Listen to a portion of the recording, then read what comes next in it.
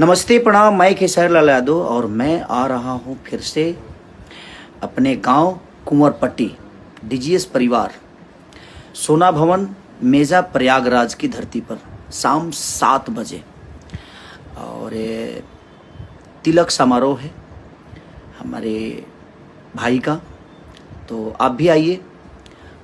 28 नवंबर 2024 आप सबके प्यार के लिए मैं आ रहा हूँ, आप भी आइए और उस परिवार का शोभा बढ़ाइए और हम मस्ती करेंगे खूब। यूपी इलाहाबाद प्रयागराज। नमस्कार, प्रणाम। मैं भोजपुरी गायिका प्रियंका तिवारी और मैं आ रही हूँ 28 नवंबर 2024 को अपने गांव कुंवरपट्टी डीजीएस परिवार सोना भवन मेजा प्रयागराज की पावन धरती पर तिलक के शुभ अवसर पर।